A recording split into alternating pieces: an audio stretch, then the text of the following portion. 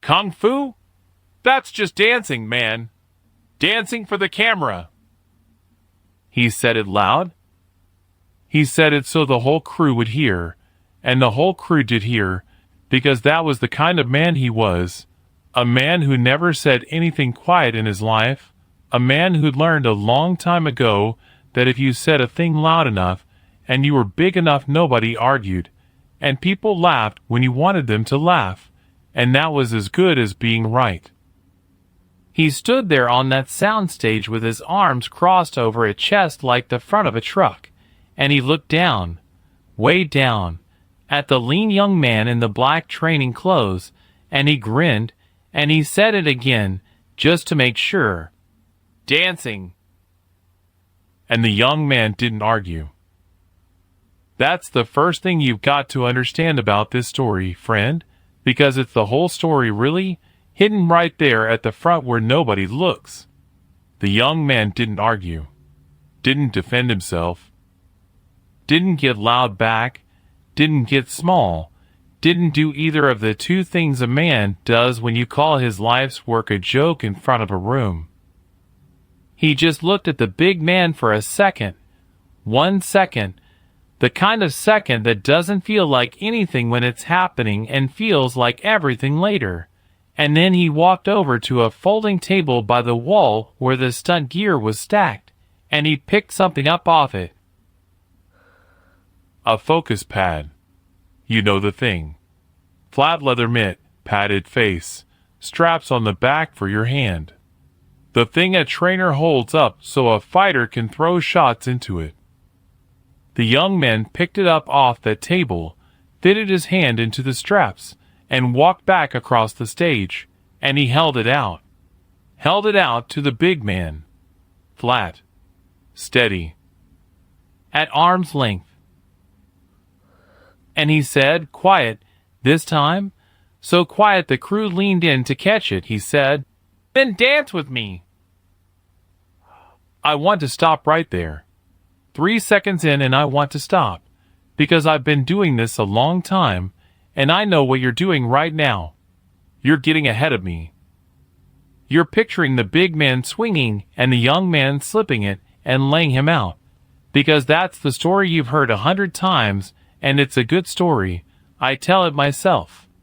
But that's not this one. Nobody got laid out on that stage. There was no fight. I need you to put the fight out of your head, because what happened on that soundstage was worse than a fight, and it was quieter than a fight, and 40 years later there was an old man who could not tell it without his voice going somewhere far off. So stay with me. Pull up a chair, because the thing in this story isn't a punch. It's a pad, and what the pad did to a man's hands. Let me tell you how I come to know this, because I won't feed you a thing I can't stand behind, and this one I can stand behind close. There was a fellow worked the stages out in Los Angeles back then, a grip, a stagehand, the kind of man who's invisible on a set, who moves the heavy things and runs the cables, and stands at the edge of everything holding a coffee that's gone cold while the famous people do the famous things in the light. And he was 10 feet away the afternoon this happened. 10 feet. He saw all of it. And he carried it the rest of his life. And when he was an old man, he told it to his son the same way every time, never moved a detail, the way a man only tells the true ones. And his son, years on, told it to me. So what comes out of that young man's mouth? What the big man did with his hands at the end, that came down through 2 honest men who had no reason to dress it up. Where I'm guessing, I'll tell you I'm guessing. The rest is as true as a thing gets when the only camera that mattered was a man's 2 eyes. So, stick around. Because what happened to that pad, and to the man holding it, is the whole reason I'm telling you this 30 years later. This isn't a story about a man getting beat. It's a story about a man getting taught. And there's all the difference in the world. Now let me set the room for you. Los Angeles, late 60s. I won't pin the exact year because the old man never did, and I won't pretend to better memory than the man who was there. A working soundstage on one of the lots, not a famous one of the secondary stages where they shot the television stuff, the cop shows, and the Western Hour, and the variety bits with the dancers. Big barn of a room. Concrete floor painted black. Cables thick as your wrist running everywhere like roots. Lights up in the rigging. Those big hot studio lamps that turn the air under them into an oven, so a set always smells a little like hot metal and dust, and the sweat of men working under heat. There's a craft table off to the side with bad coffee and worse sandwiches. There's a few flats standing up pretending to be the wall of somebody's living room. And there's people. Always too many people on a set, all of them busy, all of them waiting, all of them watching everything out of the corner of an eye even when they pretend they're not. And into this room, that afternoon, 2 men. The first one you already met by his voice. Let me give him to you proper, because if I don't build him right then nothing that comes after will land, and I want it to land on you the way it landed on that crew. He was a professional wrestler. Now I'm not going to give you his name, and I'll tell you straight why, because this man was real in the sense that men like him were all over that world in those years, but the specific fella, the name, I'm going to leave alone, partly because the old man left it alone and partly because the point of him isn't his name. The point of him is what he was. He was television famous. That particular kind of famous that existed back then, where a big loud man in tights would throw other big loud men around an arena 3 nights a week, and it was on the TV, and so people knew his face. Knew it on the street. Kids pointed. Men bought him drinks. Women, too. He was a star in this small bright world of it, and he'd been a star long enough that he'd forgotten there was any other way to be. And he was big. I have to make you feel the size, because the size is half the story. The old man, the stagehand, he was a working man his whole life. He'd seen big men, hauled heavy things alongside big men, and he said this wrestler was the biggest thing he ever saw move easy. Not fat. Not soft. Built like the side of a building and put together like he meant it. Arms you couldn't get your 2 hands around. A neck that ran straight down into shoulders with no dip in between, the way only those men have. He'd thrown grown men over his head for a living, real men, 200 pounds of man, tossed them like a sack of feed and caught the ropes and grinned at the crowd. His whole life, his whole body, his whole understanding of the world rested on one simple fact that had never once failed him. He was bigger and stronger than the problem. Whatever the problem was. That was his answer to everything, and the world had spent 40 years telling him it was the right answer. So you understand, when a man like that calls a thing dancing, he's not just being cruel. He believes it. In his bones, he believes it. Because in his world, in the world that had made him and fed him and put his face on the television, the thing that won was always the bigger, stronger thing, and anything that wasn't big and strong was decoration, was show, was dancing. He wasn't even really insulting the young man. He was just describing the world as he'd always known it to be true. And that, friend, is the most dangerous kind of wrong there is. Not the wrong of a fool. The wrong of a man who's been right his whole life about everything that ever mattered to him, right up until the one afternoon he wasn't. What was he even doing on that stage? Fair question. He was guessing. They did that. Bring a TV name in for a bit on another show, a cameo, a tough guy walk-on. Get the wrestling fans to tune in. He was between setups, big and bored and full of himself, holding court by the craft table with 3 or 4 crew guys laughing at whatever he said because you laughed at what he said. That was just the arrangement. And that's when his eye fell on the other man. Because the other man had been there a while, off to the side, quiet, doing something the wrestler couldn't make sense of. The young man in the black clothes. You know who he is. I'll say it plain, so we're not playing a game about it. This is Bruce Lee, years before the world knew the name, back when he was a stunt fella and a fight coordinator, and a man who taught a few private students up in the hills, and could not get the door of that town to open more than a crack no matter how hard he knocked. He wasn't a star. He was the opposite of a star on that lot. He was useful. He was the guy they brought in to make the real actors look like they could throw a punch, to set up the fight beats, to take the falls. Lean, not tall. The old man, who'd been picturing a fighter as a big man his whole life, said the first thing that struck him was how small Bruce looked next to the wrestler, and how that smallness didn't seem to bother Bruce 1 inch, which was the second thing that struck him and bothered him more. And what had he been doing that caught the wrestler's eye? Just working. In a corner of the stage, between his own setups, Bruce had been moving. Not showing off. There was no audience for it, or there wasn't meant to be. Just running through his own things, the way a serious man keeps his hands busy. And to a wrestler's eye, to an eye trained on big, slow, theatrical moves built to be seen from the cheap seats, what Bruce did with his body did look strange. Fast little things, close little things, hands moving in patterns that didn't end in anybody getting thrown over anybody's head. No grunting.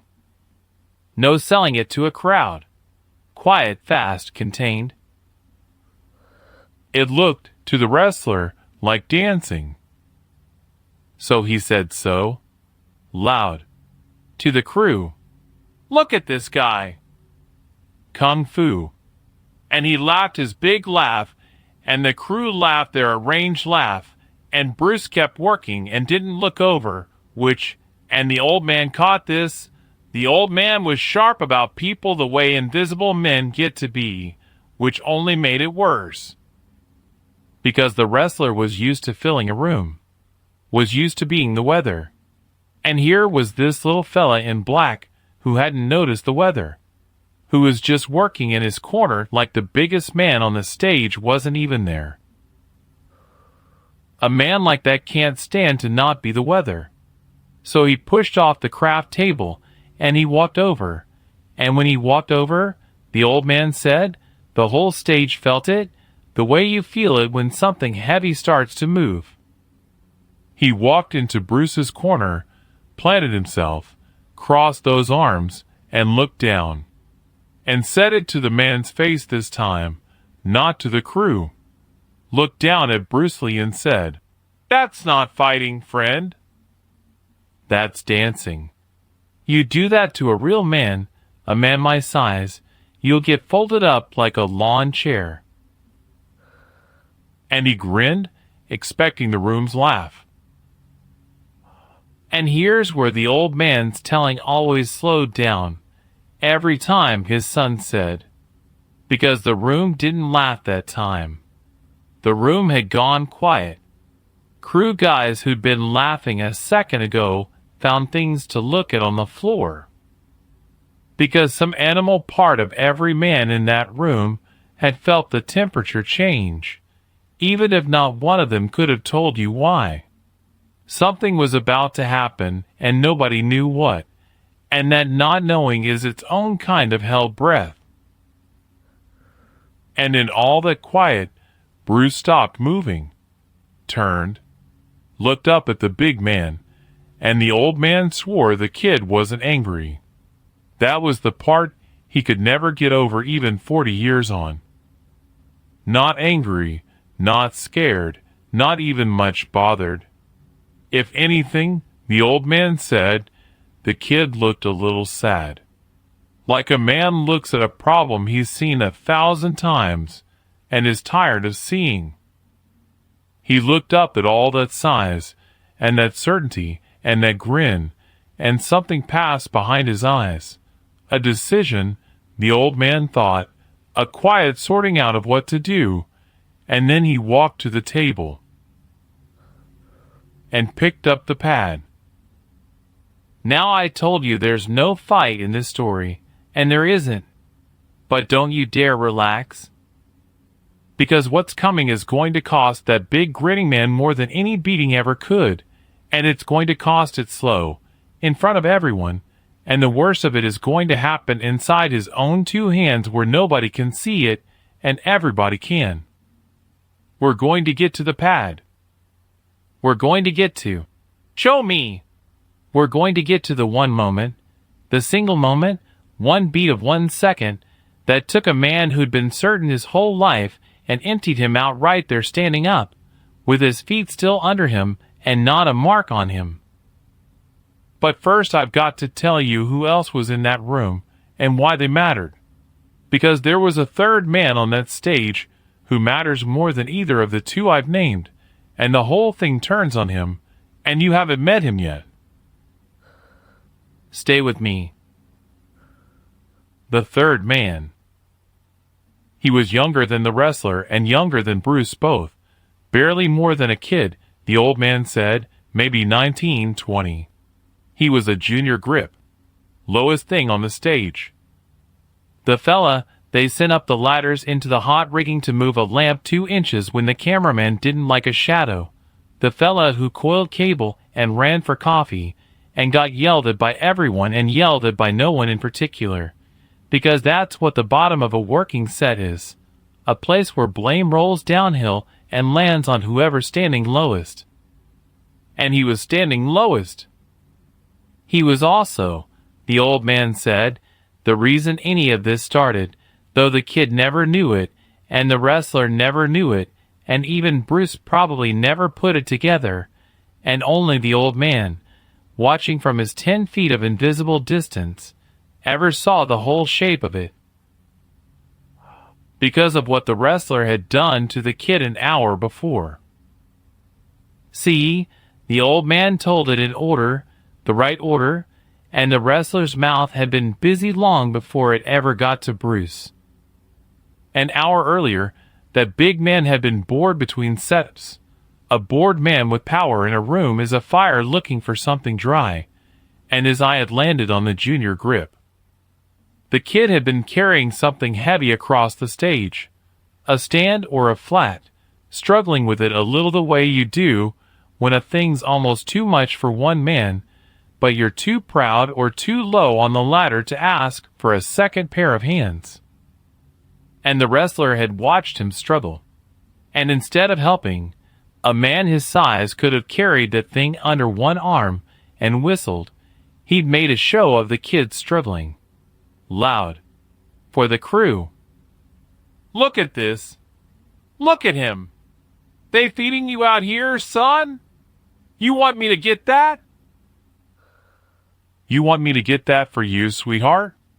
And he'd laughed and made the kid stand there in the middle of his struggle while the laugh went around, and the kid had gone red to the ears and finally got the thing where it was going and set it down and walked off fast with his head down.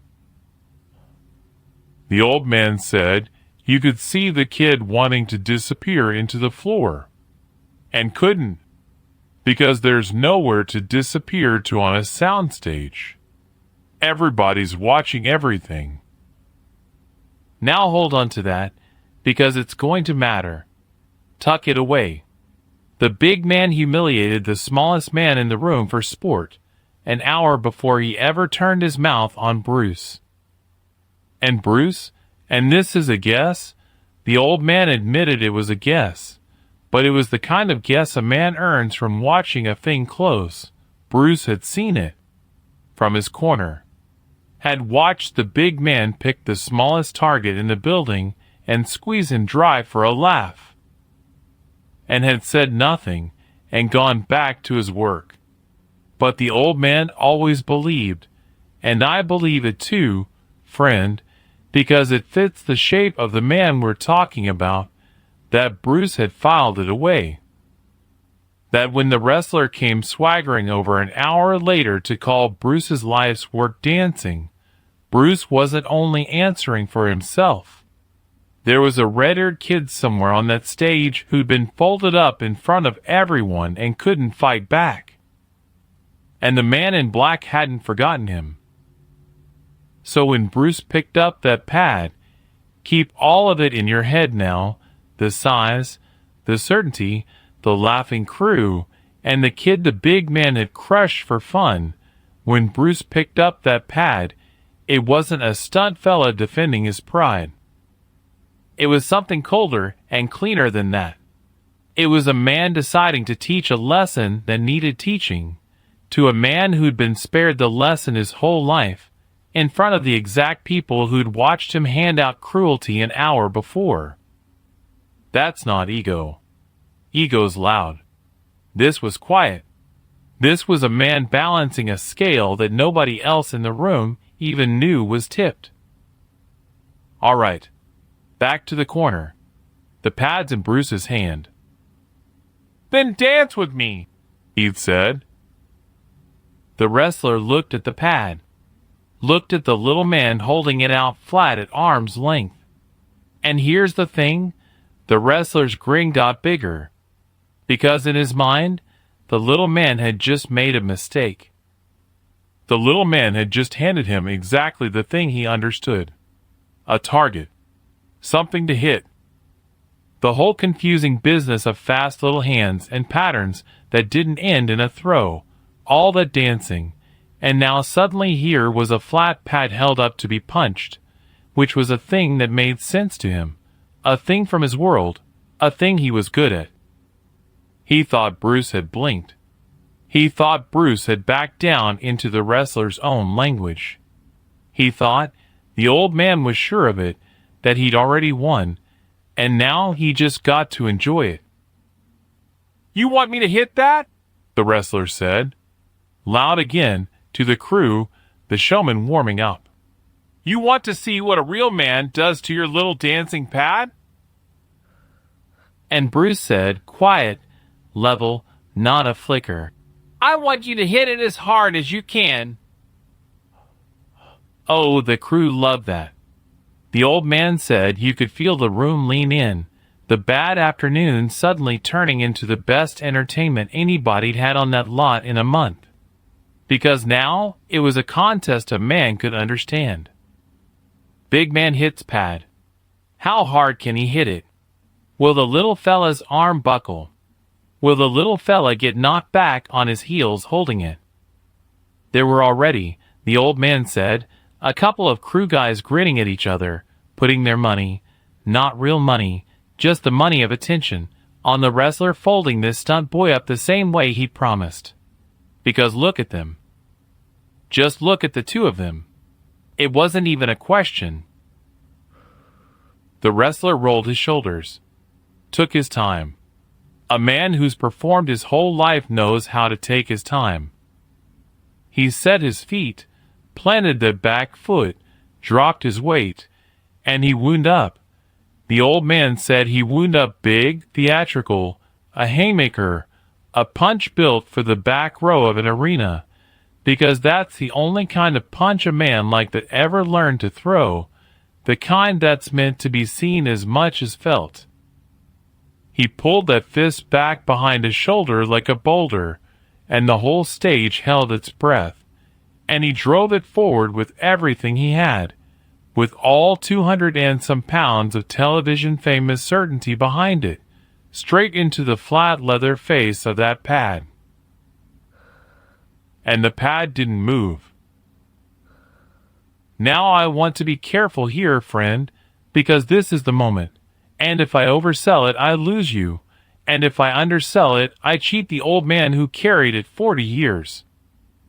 So let me tell you exactly what happened, the way he told his son, the small true mechanical fact of it, because the small true fact is more astonishing than anything I could dress it up to be.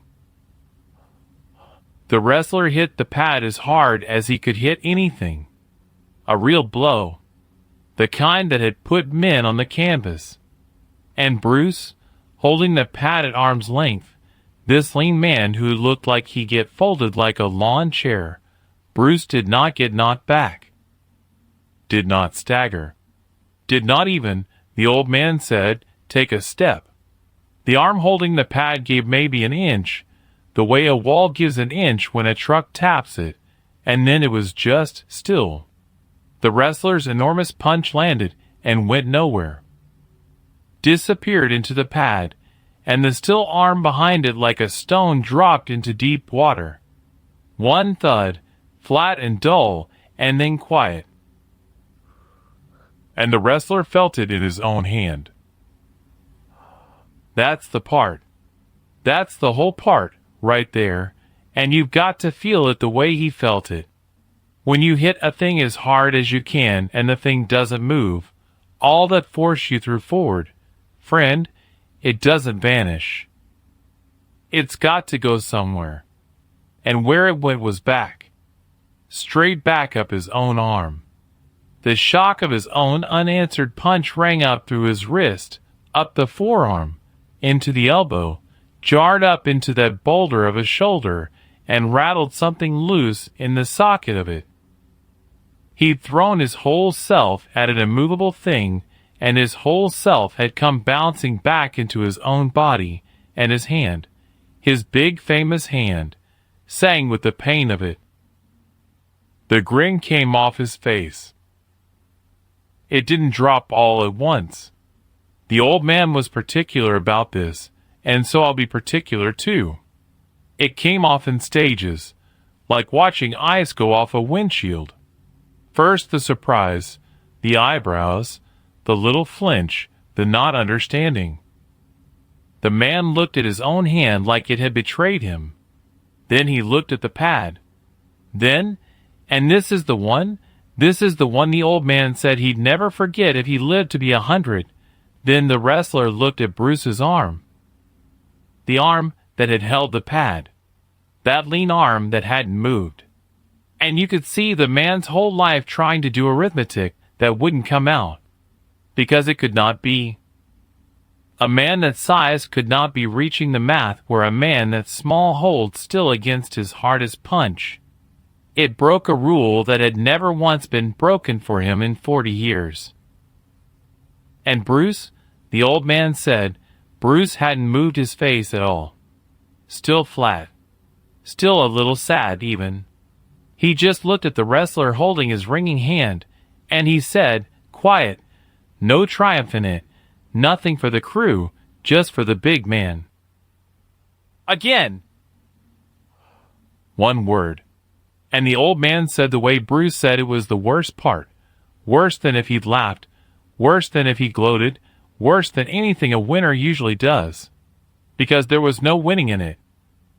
There was just a teacher who'd shown a thing once, and knew that once is never enough, that a man has to be allowed to disprove it himself, has to be given the rope to try the wrong answer again, because the first time he'll tell himself it was a fluke, a bad angle, a slip of the foot. Again! It wasn't a dare. A dare you can refuse and keep your face.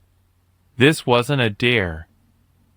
This was an invitation to learn, offered flat and patient, and the cruelty of it, though Bruce meant no cruelty, the old man was sure he meant none. The cruelty of it was that the wrestler could not refuse. Not in that room. Not with the crew watching. Not after he told them what he'd do. To walk away now was to admit the first one counted. So he had to do the one thing that would prove it counted twice. He shook out his hand. Tried to do it casual, the old man said, tried to make it look like he was just loosening up. But everybody saw him shaking the sting out of those big knuckles. And his face had changed. The showman was gone out of it now. The performing for the crowd was gone, and what was left underneath was just a man who'd been embarrassed and was about to get angry to cover it, because that's the only place a man like that knows to go when the certainty cracks. He goes to anger. Anger feels like strength, and it's the closest thing to strength he's got left, so he reaches for it. He set his feet again, wider this time, meaner. And he didn't wind up theatrical this time. The old man caught that detail, and it told him everything. The wrestler dropped the show and threw a real punch, a tight one, a hateful one, all the spite of a humiliated man behind it. No longer trying to entertain anybody, just trying to make this little man in black move. To make the pad jump, to make the arm fold, to put the world back the way it had been an hour ago when he was the biggest, truest thing in any room he stood in. And Bruce moved the pad. Just an inch. The old man saw it. At the last half second, Bruce shifted the pad maybe an inch to meet the punch, not to dodge, the opposite of dodge. He turned it just so, to take the blow flush and clean and full, the way you'd present a thing to be hit if you wanted every ounce of the hitting to come right back where it came from. And the wrestler's hardest, hatefulest punch went into that pad and stopped dead, the same as the first, the same dull thud, the same nothing. Except this time the wrestler had thrown it angry, thrown it with that little extra a man finds when his pride's on fire. And so this time the shot that came ringing back up his arm was bigger. This time he grunted. Couldn't help it. A short, ugly sound punched out of him by his own returning force, and he pulled his hand back and held it against his chest for a second, just a second, before he caught himself doing it and dropped it back to his side like it was fine, like it was all fine. It was not fine. The crew had heard the grunt. And here's a thing about a room full of working people, friend, a thing the old man understood in his bones because he was one of them. They will laugh with a powerful man all day long, right up until the second the power slips, and then they will not laugh at him. They're not cruel, mostly working people. They don't kick a man, but they'll go quiet, and the quiet is louder than any laugh. The crew had laughed when the wrestler crushed the kid an hour ago. They grinned and leaned in when he wound up the first time. But after that grunt, after the second punch came back up his arm and bent him forward an inch over his own ringing hand, they went still. All of them. The whole stage. And the wrestler stood in the middle of that stillness and felt it land on him like weather, like the very thing he'd always been, the weather, turned around now and raining on him, and there was nowhere on that black-painted floor for a man his size to hide. Now Bruce lowered the pad.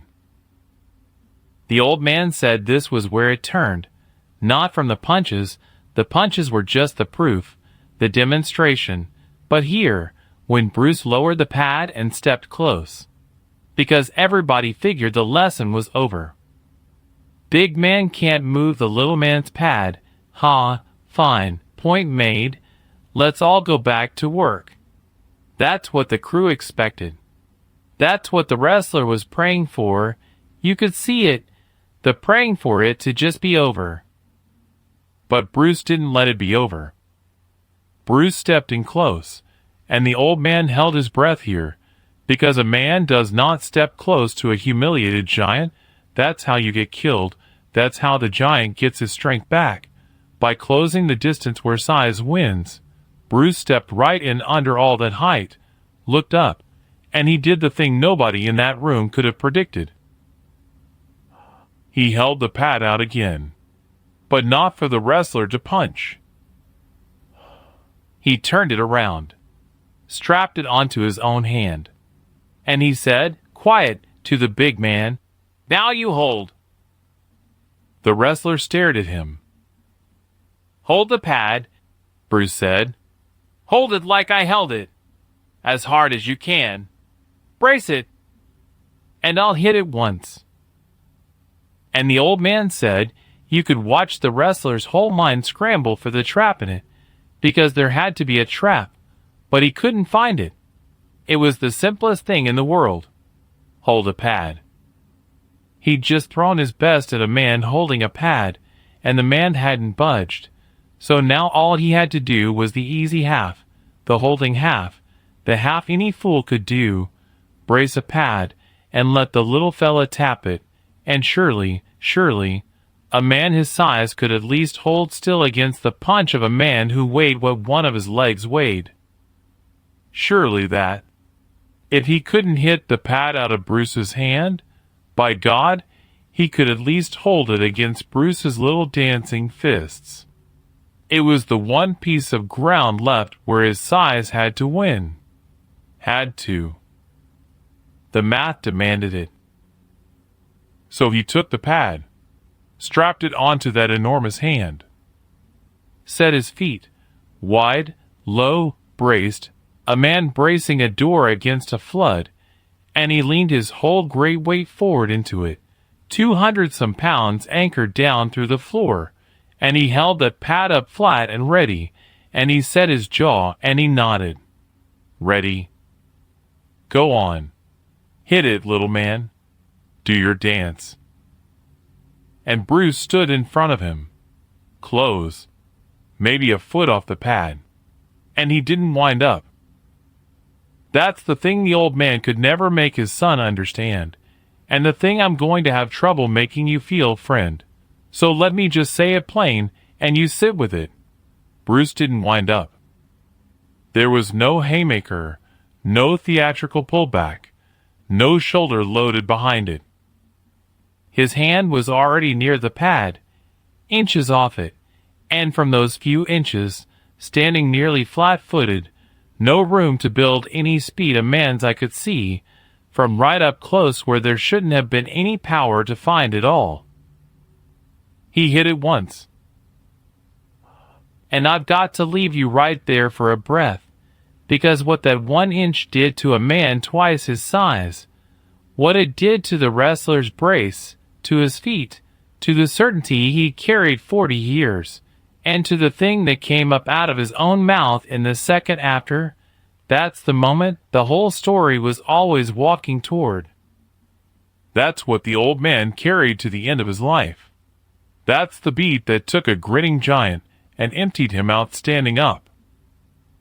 He hit it once, and the wrestler's whole body came off the floor. Not high. Don't picture him flying across the stage. That's the movie version, and the old man hated the movie version of everything. He was a literal man. I mean the brace broke. I mean 200-some pounds of man, set wide and low and leaning his full weight into that pad, anchored down through the concrete like a fence post in dry ground. That whole anchored mass came unstuck. His feet slid back. His weight went up and back at the same time that lurch a man does when the thing he's bracing against turns out to be coming harder than the ground under him can hold. He stumbled. 2 steps, 3, the big arms windmilling out for balance, the dignity going out of him all at once, and he caught himself on one of the standing flats, the fake living room wall, and the flat rocked and nearly went over with him, and a couple of crew guys lunged to steady it, and there the great man stood, half leaning on a painted piece of plywood pretending to be somebody's house. The pad dangling off his hand, breathing hard, eyes wide. From a punch, he could not see start. That's the part. I keep coming back to it, because the old man kept coming back to it. The first 2 times, the wrestler had hit the pad. At least he'd been the one moving. He'd thrown it. He'd had the comfort of his own swing even if the result confused him. But this last one he'd done nothing but stand and brace, the easy half, the half any fool could do, and a man 100-some pounds lighter, standing flat-footed a foot away with no wind-up at all, had hit a leather pad and moved him.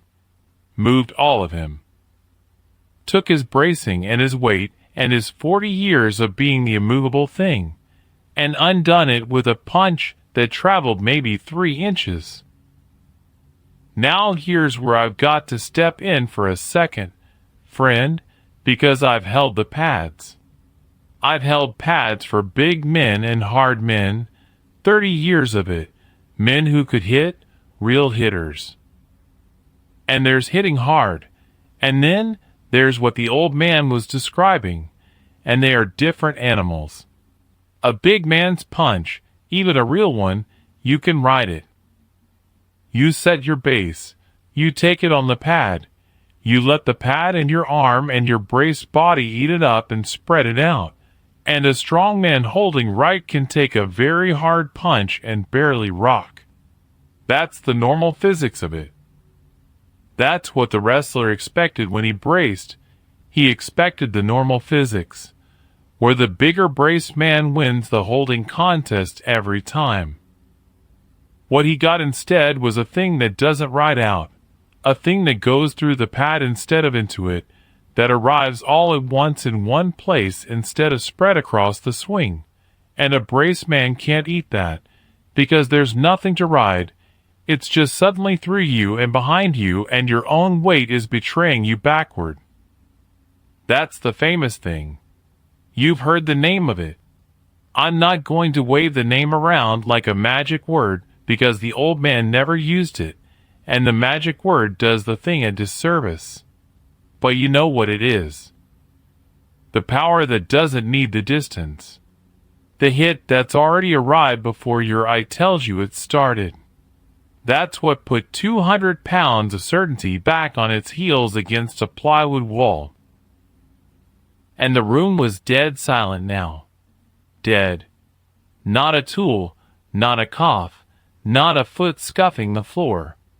The whole working stage of people who'd laughed an hour ago, who'd leaned in to watch the little man get folded, stood frozen and silent and looking, not at Bruce.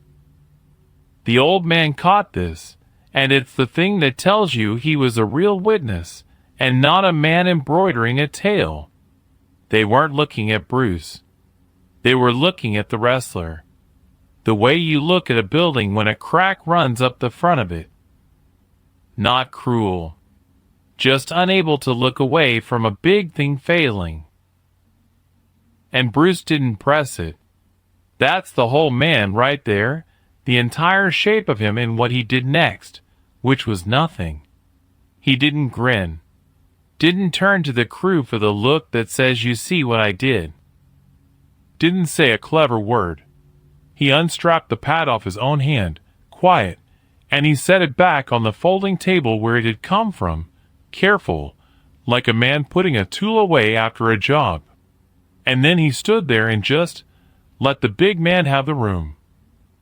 Let him have his moment of getting his feet back, his breath back, of pushing off the plywood and standing up to his full height again, because Bruce gave him that, gave him the room to gather himself, which was either the kindest or the most devastating thing one man can do to another, and I've never been able to decide which, and neither could the old man. Now, the wrestler. A man like that, in that moment, has got 2 roads and only 2, and the whole rest of this story, and the reason I called the ending what I called it, comes down to which road he took. Road 1. He gets angry. The real anger now, not the wounded pride anger from before, but the dangerous kind, the kind where a humiliated powerful man decides that since the rules just broke, he'll break them too. He charges, he grabs, he turns it into the one kind of fight he can still win, the close grappling brutal kind where his size finally counts, and somebody gets hurt, probably Bruce. Because no demonstration in the world stops 300 pounds that's decided it doesn't care anymore. The old man said for 1 second, he thought that's where it was going. He saw the wrestler's hands close into fists, saw the shoulders come up, saw the animal in the man wake up and look around for something to break. And then rode two, which nobody expected, least of all the old man, who'd spent his whole working life watching powerful men, and thought he knew exactly what they did when you cornered them. The wrestler started to laugh. Not the big arranged laugh from before. Not the showman's laugh he handed out to the crew. A different laugh, low and short and real, and the old man said it was the strangest sound he ever heard come out of a big man, because there was no meanness in it. It was the laugh of a man who's just watched his whole understanding of the world walk up and tap him on the chest and walk away, and finds, to his own enormous surprise, that he isn't angry about it, that he's something else.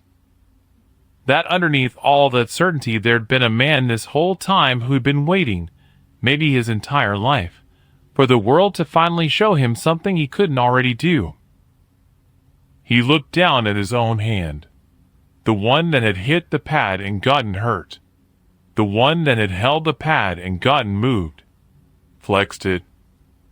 And he looked up at Bruce, and the old man said the look on the big man's face was the thing he carried longest of all, longer than the punch, longer than the silence, because it wasn't a beaten man's face. It was a face cracked open. It was a man who'd been asleep for 40 years looking at the thing that woke him. And he said something. And what he said is the hinge of the whole afternoon, and I'm going to give it to you exactly as it came down through the old man to his son to me, and then I've got to tell you what it cost, and what it grew into, and the thing it became years later that the old man only found out about at the very end. The part that turns this from a story about a punch into a story I needed you to hear all the way through. Stay with me, friend. One more. The wrestler looked down at Bruce, that cracked open look on him, and he said, "Teach me." That was all. 2 words. The biggest man in the room, the man who an hour before had crushed a kid for sport and called another man's life's work dancing, stood there breathing hard against a plywood wall and asked the little man in black to teach him. And the old man said it landed on that silent stage heavier than any of the punches had, because everybody understood at once what it cost the man to say it. A proud man can take a beating and keep his pride. Men do it all the time. They lose and tell themselves a story about it. But to ask the man who'd just shown you up to teach you, that's the surrender of the story. That's a man setting down the only thing he'd ever carried. And Bruce? The old man said Bruce's face finally changed. That flat, sad, patient look broke, and underneath it was something almost gentle. Because this, the old man understood much later, this was the thing Bruce had actually been after the whole time. Not to win. Winning he could have done with the first punch and walked away. What he'd wanted, what the whole patient, terrible demonstration had been for, was this exact moment, where a man who only understood force got shown that force wasn't the top of the mountain, and instead of breaking, reached for the next thing. Bruce had been gambling, the old man figured, gambling the whole time on there being a real man underneath all that noise. And he'd won the gamble.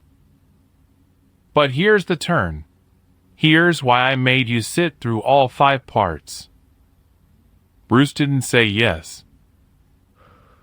He looked at the big man a long moment, and then he did a thing that the old man didn't understand for 40 years. He shook his head, not unkind, but firm, and he said, "Not me!" And he turned, and he pointed across the stage.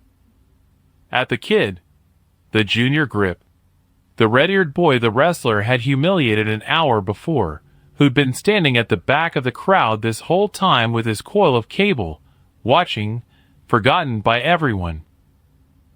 Him, Bruce said. You want to learn something, you go ask him to forgive you first. You crushed that boy this morning for nothing. For a laugh. You do that part first. Then come find a teacher.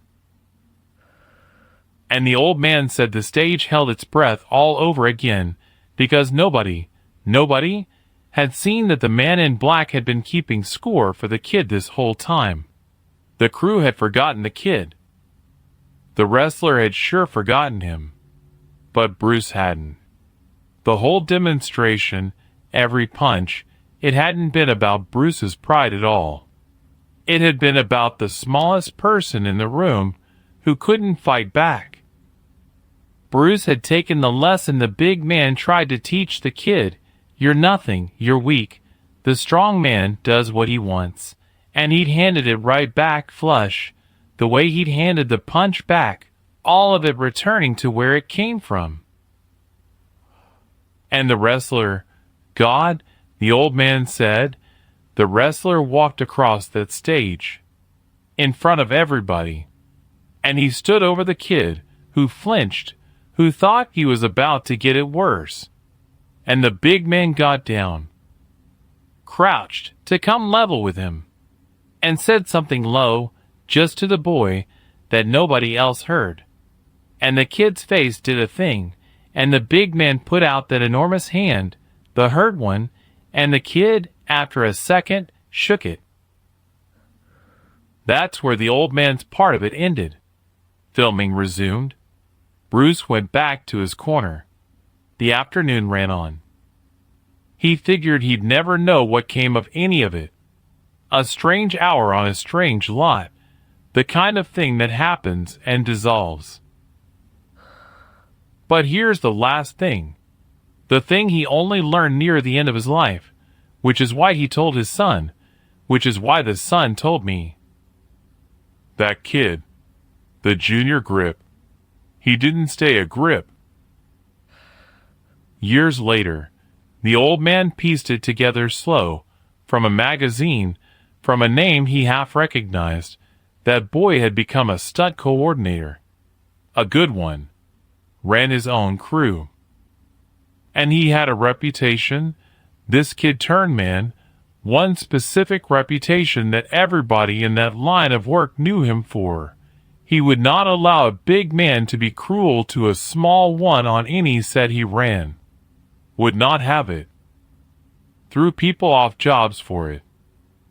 And when the young ones asked him why he was so hard about that one particular thing, he'd tell them a story about a day he was 19 and getting crushed in front of everyone, and a man in black he'd never spoken to picked up a pad, for no reason that boy could see, and quietly took a giant apart, and then pointed at him.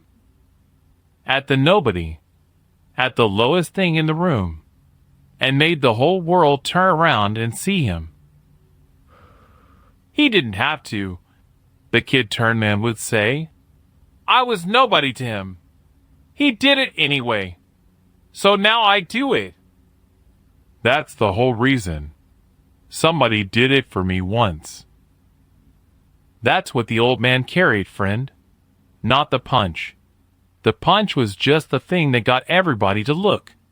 What he carried was that a man's real strength was never in the hand that didn't move under a giant's hardest blow. It was in who he pointed it when it was over. The strongest thing Bruce did that whole afternoon wasn't move a man twice his size with a 3-inch punch. It was remember the kid. And the old man told his son, that's the part you keep. Anybody can learn to hit. Damn near anybody, with enough years, can learn to be hard to move. But to be the kind of strong that turns around, when you've already won, when nobody'd blame you for walking off, and spends it on the one person in the room who couldn't do a thing for you. That's not a fighter, the old man said. That's a man, and I only ever met one.